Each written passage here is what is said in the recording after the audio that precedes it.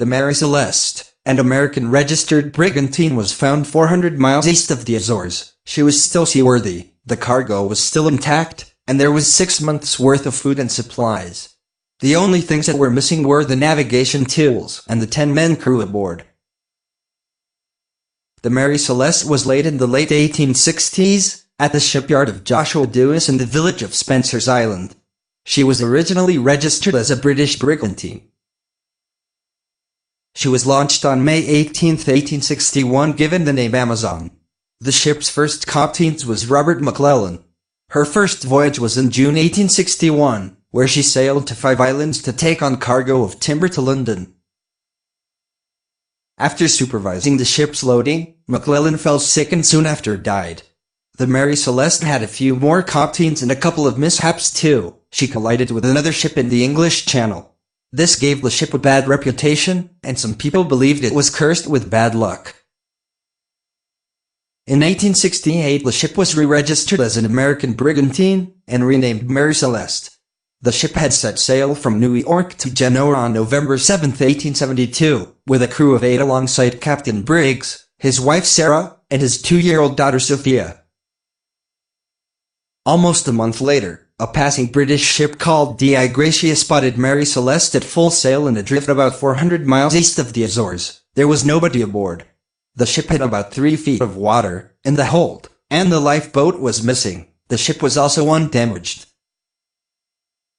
According to the last entry in the ship's logbook, made that morning, Mary Celeste was within sight of the Azores island of Santa Maria, some 500 miles from where the Dei Gratia would find it 9 days later.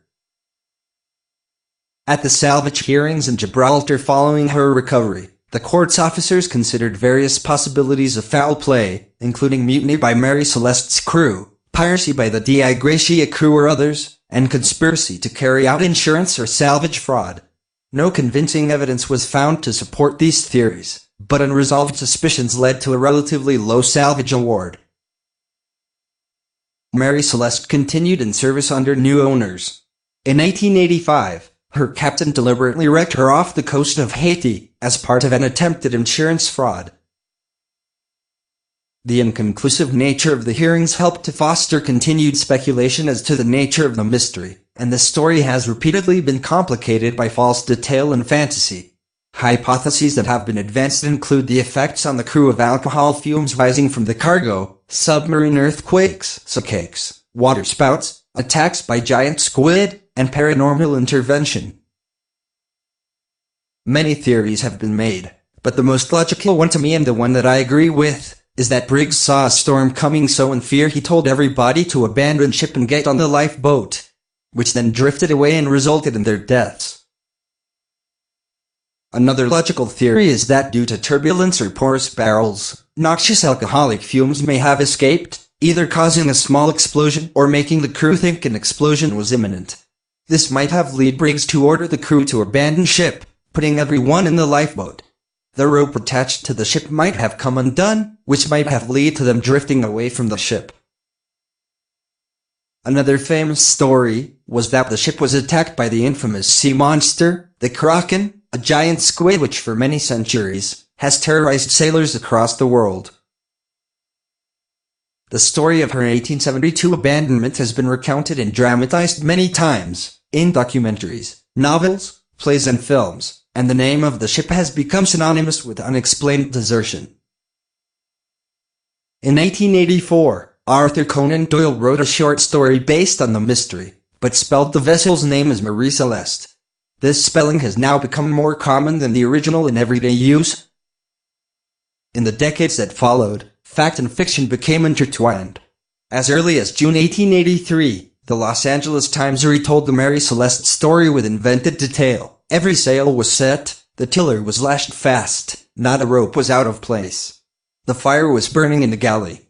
The dinner was standing untasted and scarcely cold. The log was written up to the hour of her discovery. 20 years later, in the November 1906 Overland Monthly and Out West magazine, Mary Celeste was recorded as drifting off the Cape Verde Islands, some 1,400 nautical miles, 2,600 kilometers south of the actual location.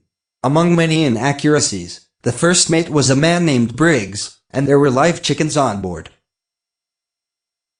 The most influential retelling, which according to many commentators ensured that the Mary Celeste affair would never be forgotten, was his story in the January 1884 issue of the Cornhill magazine.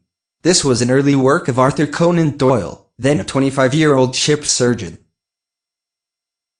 Doyle's story, entitled J. Habakkuk Jeffson's Statement, did not adhere to the facts. He renamed the ship Marie Celeste. The captain's name was J.W. Tibbs. The fatal voyage took place in 1873 and was from Boston to Lisbon. The vessel carried passengers, among them the eponymous Jeffson. In the story, another passenger, a fanatic named Septimus Goring with a hatred of the white race, has suborned members of the crew to murder Tibbs and take the vessel to the shores of Western Africa. Till this day the mystery of the Mary Celeste has not been solved.